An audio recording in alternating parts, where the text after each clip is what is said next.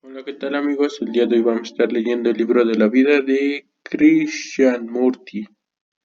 Meditaciones diarias con Krishnamurti. Título original, no. No está permitida la reproducción total o parcial de este libro. Índice del contenido, introducción 9, enero, el escuchar, el aprender, la autoridad, el conocimiento propio. Febrero, el devenir, la creencia, la acción, el bien y el mal. Marzo, la dependencia, el apego, la relación, el miedo. Abril, el deseo, el sexo, el matrimonio, la pasión. Mayo, la inteligencia, los sentimientos, las palabras, el condicionamiento. Junio, la energía, la atención, la perspección alerta y sin opciones, la violencia. Abreviaturas de la fuente bibliográfica 397. Julio, la felicidad, la pesadumbre, la herida psicológica, el dolor. Agosto, la verdad, la realidad, el observador y lo observado. Lo que es septiembre, el intelecto, el pensamiento, el conocimiento, la mente. Octubre, el tiempo, la percepción, el cerebro, la transformación. Noviembre, el vivir, el morir, el renacimiento, el amor. Diciembre, la soledad, la religión, Dios, la meditación. Introducción.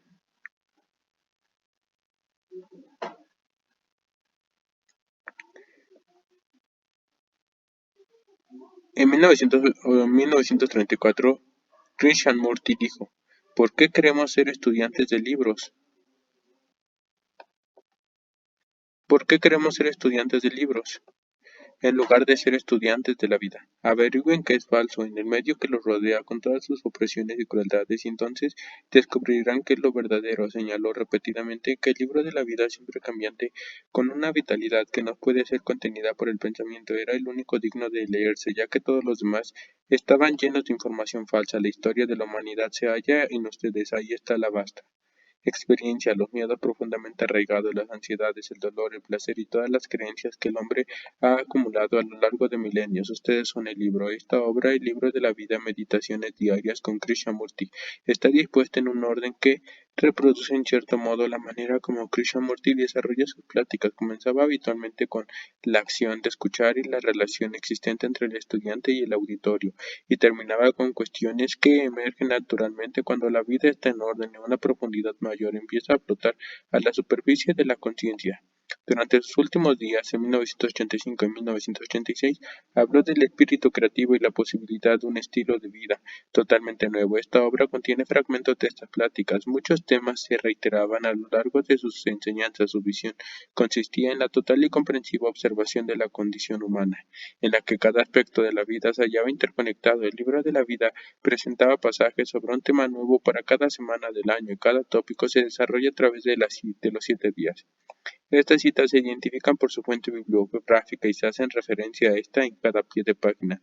Los lectores que se interesen en explorar a mayor profundidad temas específicos están invitados a acudir a los textos completos contenidos en los libros de los cuales dichos temas han sido extractados.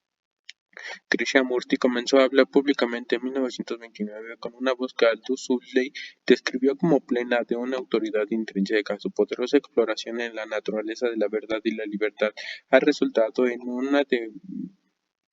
millones de ejemplares de sus pláticas y diálogos publicados y traducidos casi a todos los idiomas del mundo.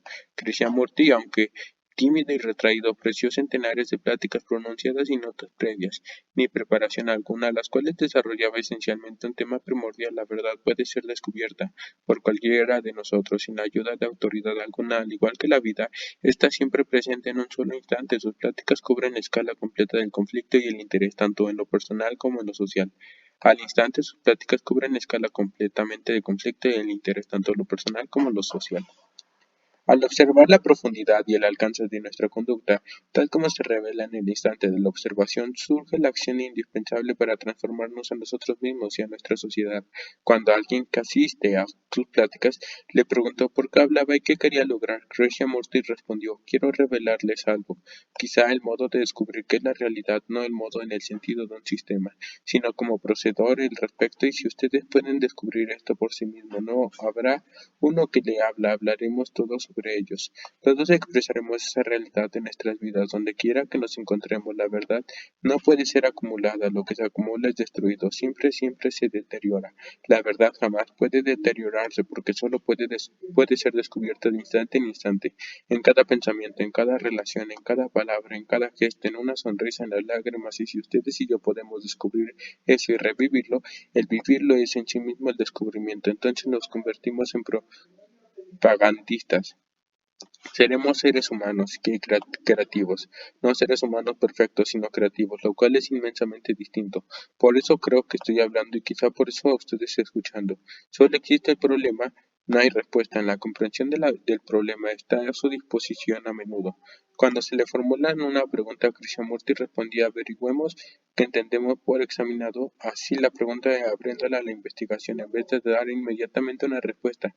Para Krishnamurti, sondear una pregunta o un problema alimentaba esa investigación de un modo que mejor está persiguiendo la lógica. Intelectualmente, la búsqueda de una respuesta. Los extractos que figuran en este libro son presentados al lector como interrogantes que podrían haber planteado sin que el lector sintiera el impulso de una respuesta inmediata. Krishnamurti señala que el diálogo con sus oyentes en las pláticas que ofrecía no era intelectual y no se hallaba anclado en pensamientos e ideales. Dijo: después de todo, el propósito de estas pláticas es comunicarnos el uno con el otro, no es el de imponerles una determinada serie de ideas. Las ideas jamás cambian la mente, jamás originan su transformación radical, pero sí como individuos podemos comunicarnos el uso con el otro, al mismo tiempo y en el mismo nivel. Entonces quizá habrá una comprensión que no es tan solo propaganda, de modo que estas pláticas no tienen ninguna manera la intención de disuadirlos ni persuadirlos acerca de nada, ya sea de hecho o subliminalmente. En casi todas sus pláticas públicas y en sus diálogos, Krishnamurti usaba los términos humanidad u hombre cuando se refería a la totalidad de género humano, pero en la última parte de su vida se interrumpía frecuentemente para decir a su auditorio: por favor, cuando digo hombre me refiero también a la mujer, así que no se enojen conmigo. Krishnamurti hablaba con extraordinaria sencillez, no como lo hace un gurú o un maestro religioso con una enseñanza derivativa con un vocabulario especial, o que se haya atado a alguna secta u organización. El requerimiento por sus enseñanzas claras y auténticas fue creciendo a medida que recorría el mundo. Desde 1930 hasta su muerte en 1986, habló a auditorios cada vez más numerosos en Europa, Norteamérica, Australia, Sudamérica y la India. Esta obra contiene pasajes tomados de pláticas publicadas inéditas y diálogos y escritos entre los años 1933 y 1968. Entre estos se encuentra el primer libro popular de Krishnamurti, leído extensamente por el público, La educación, el significado de la vida, escrito bajo un gran poder en Ojai, California, y publicado en 1953 por Harper y Row, el editor que habría de continuar por más de 30 años publicando sus obras en Norteamérica.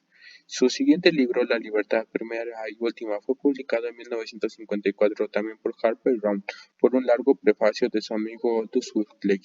Los comentarios sobre Vivir fueron manuscritos entre 1949 y 1955, sobre páginas sin márgenes y carecen de correcciones o borraduras. Aldous Huxley había alentado a Krishnamurti a escribirlo y el manuscrito, preparado por Raj Gopal, se publicó en 1956, en esencia en una crónica de las entrevistas de Krishnamurti con personas que venían para verlo y hablarle, y hay en estas páginas la sensación del encuentro de dos amigos que conversan y exploran sin vacilación ni temor. Los capítulos de esta obra se inician a menudo con una breve descripción del paisaje, del clima o de animales cercanos. Desde la simplicidad de este mundo natural se llega con una fácil transición en el paisaje interno de confusión, ansiedad y creencia, la preocupación general y personas que la gente traía en sus encuentros de Krishnamurti. Algunas entrevistadas no fueron publicadas en aquellos primeros 3 volúmenes de comentarios sobre el vivir y parecen aquí por primera vez. Aparte de estas entrevistas no publicadas con anterioridad, Krishnamurti usó la expresión pensamiento-sentimiento para describir una respuesta unitaria. El arte de vivir, Livelihood, y el propósito de la educación, Think on These Things, fueron preparadas en 1963 y 1964 por la amiga de Krishnamurti, Mary Lutz Deyen, y publicada por Harper y Row. Estos dos libros contienen un contenido de seleccionadas preguntas y respuestas provenientes de conversación con los jóvenes. Fueron tan bien recibidos que ha llegado a considerárselos como clásicos religiosos y literarios. A estos libros siguió una extensa obra que abarca más de 50 volúmenes. Krishnamurti Krishnamurti se consideraba personalmente poco importante e innecesario para el proceso de comprender la verdad, de vernos a nosotros mismos. En cierta ocasión se atribuyó la condición de un teléfono mecánico para ver usado por aquel que escucha. Dijo: lo que dice quien le habla tiene poca importancia en sí mismo. Lo realmente importa es que la mente, sin esfuerzo alguno, está tan atenta que se halle todo el tiempo en un estado de comprensión. Si no comprendemos y tan solo escuchamos las palabras, nos llevaremos nada más que una serie de conceptos o ideas, estableciendo de un modo un patrón el cual trataremos entonces de ajustarnos en nuestras vidas cotidianas o en las así llamadas vidas espirituales. Podría ser útil, a medida que uno avanza en la lectura, de estar alerta sobre el modo de Krishnamurti considerado la relación entre dos personas en busca de la verdad. En 1981 dijo: somos como dos amigos, que en un bello día estamos sentados en el parque conversando sobre la vida, hablando de nuestros problemas, investigando la naturaleza misma de nuestra existencia y preguntándonos seriamente por qué la vida se ha vuelto un problema tan grande. Porque aunque intelectualmente somos muy refinados, nuestra vida cotidiana es tan penosa, tan carente de sentido, excepto para la supervivencia, la cual es más bien incierta, porque la existencia diaria se ha convertido en una tortura semejante. Podemos acudir a la iglesia, seguir a algún líder político o religioso, pero la vida diaria es un desorden permanente. Aunque haya ciertos periodos ocasionalmente gozosos, felices, nuestra vida se halla siempre rodeada por una nube de oscuridad. Y estos dos amigos, como lo somos ustedes y quienes hablan, están discutiendo juntos de una manera cordial, quizá con afecto, con solicitud, con interés, si es de algún modo posible vivir nuestra vida cotidiana sin un solo problema. Enero: el escuchar, el aprender, la autoridad, el conocimiento propio. Escuchar con facilidad. ¿Alguna vez se ha sentado usted muy silenciosamente, no con la atención fijada en algo, no haciendo un esfuerzo para concentrarse, sino con la mente muy quieta, realmente silenciosa? Entonces escucha todo. ¿No es así? Escucha tanto los ruidos lejanos como los que están más próximos y también los sonidos inmediatos, muy cercanos a usted, lo cual significa que presta atención a todo. La mente no está restringida a un solo canal estrecho y pequeño. Si puede escuchar de este modo con facilidad, sin esforzarse, hallaré que dentro de usted se produce un cambio extraordinario, un cambio que adivine sin que proponga voluntad en ello, sin que lo pida. En ese cambio hay una gran belleza y profundidad de discernimiento. 1 de enero, PD. Dejar de lado las pantallas. ¿Cómo escucha usted? Escucha con sus proyecciones, a través de lo que proyecta, a través de sus ambiciones, deseos, temores, ansiedades, escuchando únicamente lo que desea escuchar, lo que será satisfactorio, lo que habrá de gratificarlo, lo que le brindará consuelo, lo que le aliviará momentáneamente en sufrimiento. Si escuchas a través de la pantalla de sus deseos, entonces escucha su propia voz, es obvio, está escuchando sus propios deseos. ¿Existe alguna forma de escuchar no solo que está diciendo, sino toda la gritería de las calles, el parloteo de la ¿sabes? El ruido de la tranvía, el mar agitado, la voz de nuestro marido, de nuestra esposa, de nuestros amigos, el llanto de un bebé? Escuchar es importante solo cuando no estamos proyectando nuestros propios deseos. Por medio de aquellos que escuchamos puede uno dejar de lado todas esas pantallas a través de las que escuche y escuchar realmente. Más allá del ruido, las palabras. El escuchar es un arte que no se obtiene fácilmente, pero en él hay una belleza y gran comprensión. Escuchamos con distintas intensidades de nuestro ser, pero nuestro escuchar es siempre con una idea reconcebida, o desde un punto de vista particular. No escuchamos simplemente, se interpone siempre la pantalla de nuestros propios pensamientos, de nuestras conclusiones, de nuestros prejuicios. Para escuchar tiene que haber quietud interna, una atención relajada, hay que estar libre ante el esfuerzo de adquirir este estado alerta y no obstante pasivo. Puede escuchar lo que está más allá de la conclusión verbal. Las palabras confunden, son solo medios exteriores de comunicación, pero para comunicarnos más allá del ruido de las palabras, el escuchar tiene que haber una pasividad alerta. Lo que aman pueden escuchar, pero es extremadamente raro encontrar a alguien que escuche. Casi todos vamos a tratar de resultados. Queremos alcanzar metas, estamos siempre venciendo y conquistando, en consecuencia no se escuchamos, solo uno escucha. Y oye la canción profunda de las palabras. 3 de enero. Escuchar sin el pensamiento. No sé si alguna vez has escuchado un pájaro. Escuchar algo requiere que su mente esté quieta, no con una quietud mística, sino completamente quietud. Yo le estoy diciendo algo. Para escucharme usted tiene que estar quieto, no tener toda la clase de ideas zumbando en su mente. Cuando mira una flor, mírela, no la nombre, no la clasifique, no diga que pertenece a tal especie. Cuando hace todo esto, deja de mirarla. Por eso digo que escuchar Es una de las cosas más difíciles que hay. Escuchar al comunista, al socialista, al diputado, al capitalista, o a cualquiera, a su esposa, a sus hijos, a su vecino, al conductor del autobús, al pájaro. Simplemente escuchar solo cuando escucha sin la idea, sin el pensamiento, está usted directamente en contacto. Estando en contacto sabrá si lo que él está diciendo es verdadero o falso. No tendrá que discutir al respecto.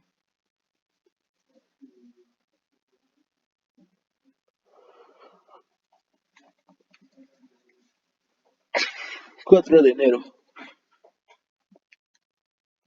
El escuchar, el escuchar trae consigo libertad. Cuando hacemos un esfuerzo por escuchar, estamos escuchando este esfuerzo mismo. No es una distracción que impide el escuchar. Cuando usted escucha algo que le causa deleite, que hace un esfuerzo, no podemos percibir la verdad ni ver lo falso como falso, mientras nuestra mente está ocupada de cualquier forma, que sea con el esfuerzo de la comparación, la justificación o la condena. El escuchar es en sí mismo una acción completa, el puro acto de escuchar tras su propia libertad, pero estamos realmente interesados en escuchar con transformarnos nuestra confusión interna. Si usted escuchara en el sentido de estar en alerta a sus conflictos y contradicciones, sin forzarlo dentro de ningún patrón particular de pensamiento, tal vez estos conflictos y estas contradicciones podrían cesar por completo. Vea, estamos constantemente tratando de ser esto o aquello, de lograr un estado especial, de capturar una clase de experiencia y de evitar otra, de modo tal que la mente es siempre ocupada con algo. Jamás está quieta para escuchar el ruido de sus propias luchas y dificultades. Sea sencillo y no trate de llegar a hacer alguna cosa, de capturar alguna experiencia. 5 de enero. Escuchar sin esfuerzo. Ahora me está usted escuchando. No hace un esfuerzo para prestar atención. Solo está escuchando y sin lo que escucha hay verdad. Hallará que dentro de usted ocurre un cambio notable. Un cambio no premeditado ni ansiado. Tiene lugar una transformación, una revolución completa, en la que rige solo la verdad y no las creaciones de su mente. Y si me permite sugerirlo, usted debe escuchar de esta manera. Todo, no lo que le estoy diciendo, sino también lo que dicen otras personas. Escuchar a los pájaros, el silbato de una locomotora, el ruido del autobús que pasa, encontrará que cuanto más escucha todo, mayor es el silencio y ese silencio no es roto. Entonces, por el ruido, solo cuando ofrece resistencias o algo, cuando coloca una barrera entre usted mismo y aquello que no desea escuchar, solo entonces existe una lucha.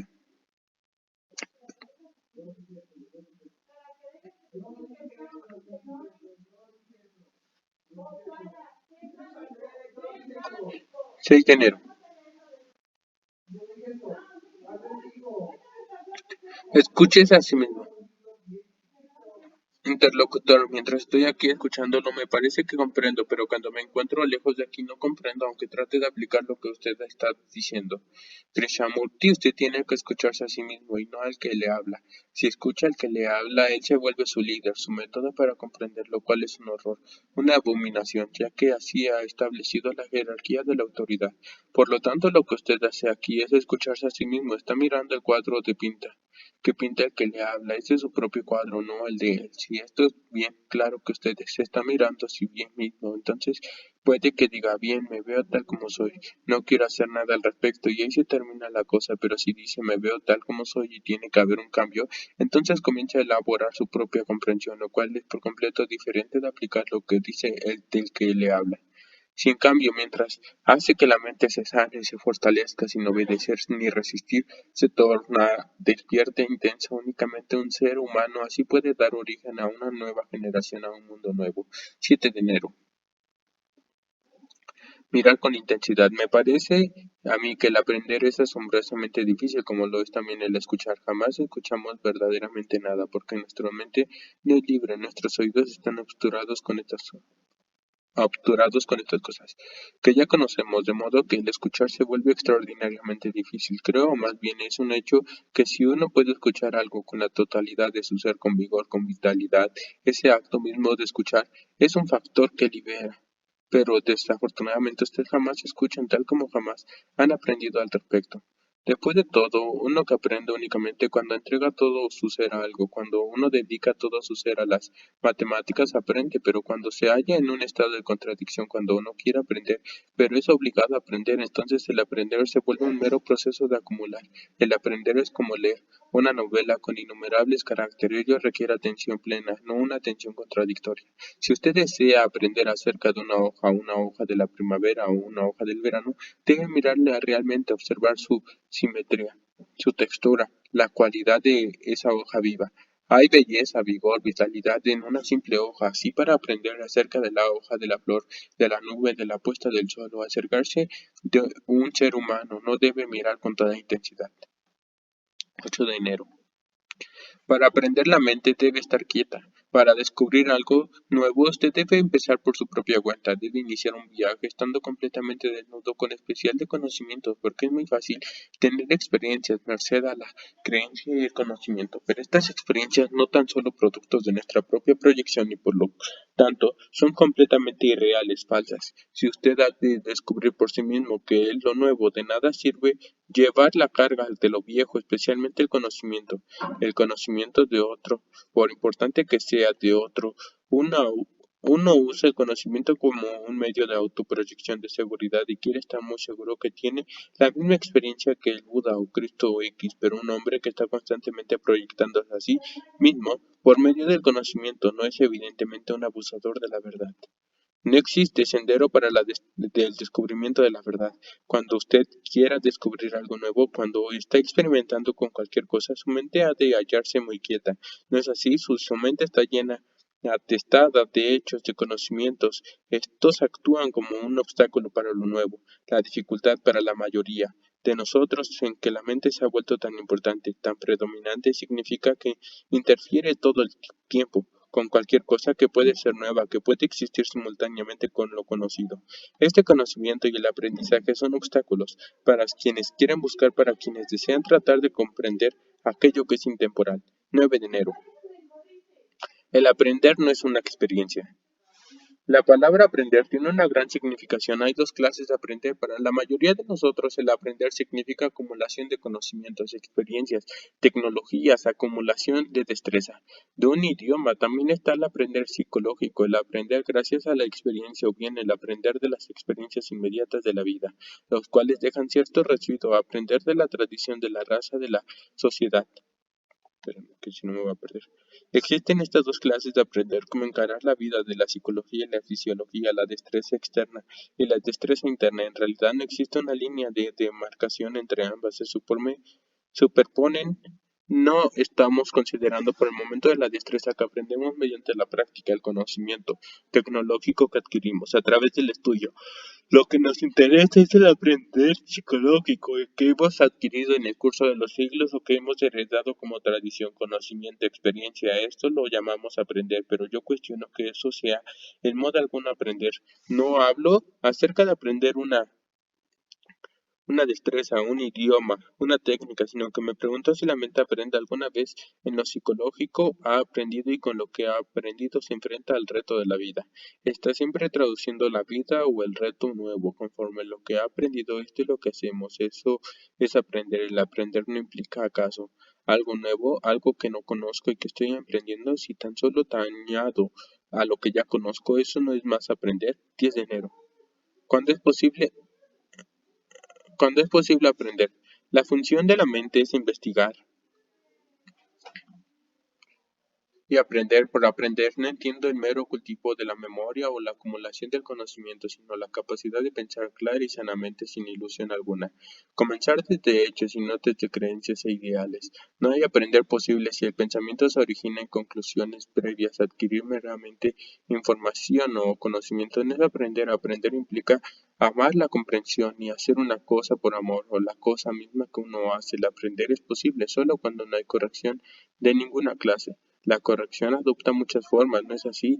Esta de la corrección ejercida por la influencia, por el apego, por la amenaza, por el estímulo persuasivo o por formas útiles de recompensa. La mayoría de las personas piensa que el aprender es talentoso mediante la comparación, mientras que de hecho es lo contrario. La comparación genera frustraciones y tan solo alienta la envidia o es llamado competencia como otras formas de persuasión. La comparación impide el emprender y engendra miedo. 11 de enero. El, el aprender jamás es acumulativo. Aprender es una cosa y adquirir conocimiento es otra. El aprender es un proceso constante, no un proceso aditivo, no un proceso mediante el cual uno acumula y entonces desde ahí actúa. Casi todos nosotros reunimos conocimientos como memoria, como una idea, lo almacenamos como experiencia y actuamos a partir de eso. Es decir, actuamos desde el conocimiento, conocimiento tecnológico, conocimiento como experiencia, conocimiento como tradición, conocimiento que uno ha derivado de las tendencias particulares de su idiosincrasia. Eso es un trasfondo en esa acumulación de conocimientos, experiencia, tradición. Actuamos en ese proceso a aprender y algunos al aprender jamás es acumulativo. Es un movimiento constante. No sé si alguna vez has investigado esta pregunta. ¿Qué es el aprender y qué es la adquisición de conocimiento? El aprender jamás es acumulativo. Usted no puede almacenar el aprender y después actuar desde ese depósito. Aprender sobre la marcha debido a esto jamás hay un instante de regresión, deterioro o decadencia. 12 de enero.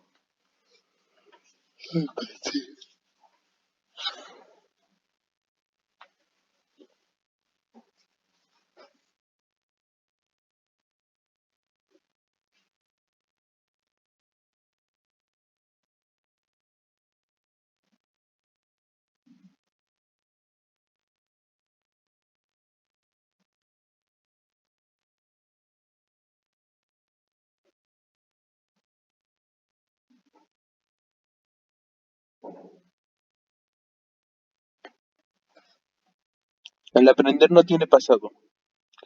La sabiduría es algo que ha de ser descubierto por cada uno y no es el resultado de conocimiento. El conocimiento y la sabiduría nos marcan juntos. La sabiduría llega cuando hay madurez en la percepción de nosotros mismos. Si no nos conocemos a nosotros mismos, el orden no es posible y por lo tanto no hay virtud. Ahora bien, aprender acerca de uno mismo y acumular conocimiento acerca de uno mismo son dos cosas diferentes. Una mente que adquiere conocimientos y jamás te está aprendiendo. Lo que haces es acumular para sí misma información y experiencia como conocimiento y desde ese trasfondo de lo que ha acumulado experiencia aprende. En consecuencia jamás está aprendiendo realmente, sino que siempre conociendo, adquiriendo. El aprender existe siempre en el presente activo, no tiene pasado. Tan pronto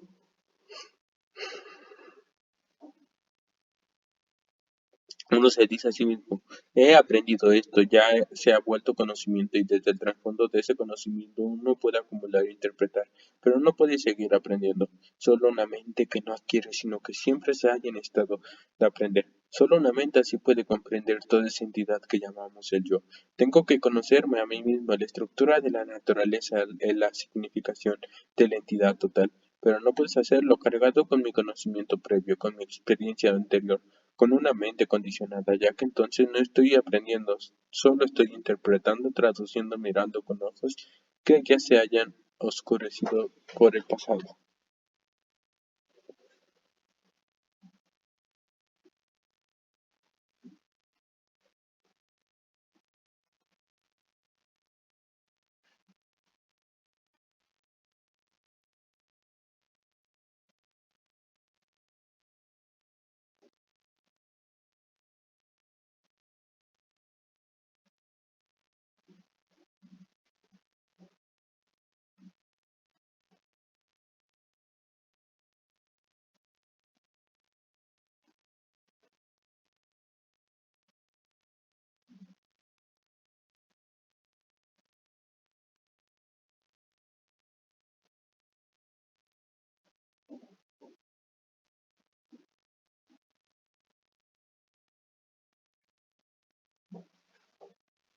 Bueno, ahorita puedes seguir, ya acabamos esto.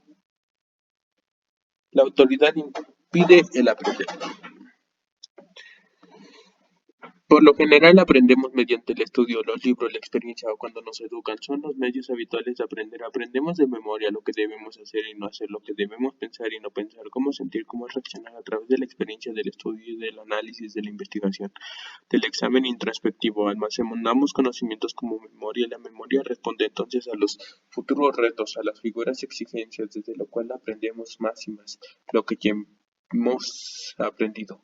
Es confiado como conocimiento a la memoria y es conocimiento funcional cada vez que hay un reto, cada vez que debemos hacer algo. Ahora bien, yo entiendo que hay una forma totalmente distinta de aprender y voy a hablar un poco acerca de ello, pero para comprenderlo y para aprender de esta manera diferente, usted debe estar por completo libre de la autoridad. De lo contrario, será meramente adoctrinado y repetirá lo que ha oído. Por eso es muy importante comprender la naturaleza de la autoridad. La autoridad impide el aprender que no es la acumulación de conocimientos como menciona. La memoria responde siempre que en patrones no hay libertad. Un hombre cargado de conocimientos de enseñanzas, agobiado por las cosas que han aprendido, jamás es libre. Puede ser extraordinariamente erudito, pero su acumulación de conocimiento le impide ser libre, por lo tanto, es incapaz de aprender. 14 de enero. Destruir es crear. Para ser libre debe usted examinar la autoridad, toda la estructura de la autoridad y hacer pedazos toda la sucia cosa que ella implica. Y eso requiere energía concreta, energía física y también exige energía psicológica. Pero la energía se destruye, se desgasta cuando uno se halla en conflicto. Así puedes cuando se comprende todo cada que ha construido a lo largo del siglo y que no tiene en absoluto sentido alguno, sabe destruir es crear. Debemos destruir no los edificios, no el sistema social o económico. Esto sucede todos los días, sino las defensas psicológicas, las conscientes y las inconscientes, las seguridades que hemos desarrollado racionalmente e individualmente, tanto en lo profundo como en lo superficial. Debemos romper con todo eso a fin de estar completamente desprovistos de defensa. Porque para amar, para sentir afecto, tenemos que vivir sin defensa psicológica alguna. Entonces uno ve y comprende la misión de la autoridad y comienza a entender cuándo y en qué nivel la autoridad es necesaria, la autoridad de la policía y nada más. En consecuencia, no hay autoridad del aprender ni autoridad del conocimiento o de la capacidad, como tampoco la autoridad que asume la función y que se convierte en rango. Comprender toda forma de autoridad, la de los gurús, la de los maestros y otros, requiere una mente aguda y cerebro claro, no un cerebro construoso embotado. 15 de enero. La virtud está libre de la autoridad. Puede la mente estar libre de la autoridad, lo cual implica que está libre de temor y por lo tanto ya no es susceptible de según a nadie. En tal caso, ello pone fin a la imitación, que es algo mecánico. Al fin y al cabo, la virtud, la ética, no son repetición de lo bueno. En el momento en que la virtud se tornara mecánica, deja de ser virtud. La virtud es algo que debe existir de instante en instante, como la humildad. La humildad no puede ser cultivada y una mente que carece de humildad es incapaz de aprender, de modo que virtud está libre de autoridad. La moralidad social no es moralidad en absoluto. Es inmortal porque admite la competencia, la codicia, la ambición. Por lo tanto, la sociedad alienta la inmortalidad. La virtud es algo que trasciende la moralidad. Sin virtud no hay orden, y el orden no se conforme a un patrón, a una fórmula, la mente que siga una fórmula, disciplinándose para alcanzar la virtud originaria para sí misma problemas de inmoralidad. Una autoridad extrema, aparte de la autoridad de la ley, que la mente proyecta como Dios, como moral, etc., se toma destructiva cuando esa mente está buscando comprender qué es la verdadera virtud. Cada uno de nosotros tiene su propia autoridad, como experiencia, como conocimiento, y trata de seguirla. Existe esta constante repetición, esta imitación que todos conocemos, la autoridad psicológica, no la autoridad de la ley. La autoridad del policía que cuida el orden que cada uno tiene se vuelve destructiva de la virtud, dado que la virtud es algo viviente, en movimiento. Tal como no podemos cultivar la humildad, ni podemos cultivar el amor, así tampoco la virtud puede ser cultivada, y en ella hay una gran belleza. La virtud jamás es mecánica y sin virtud no hay base. Vale, claro pensar. 16 de enero. Y bueno, amigos, hasta aquí le voy a dejar. Mañana vamos a leer desde la 11 a la 21. Y adiós.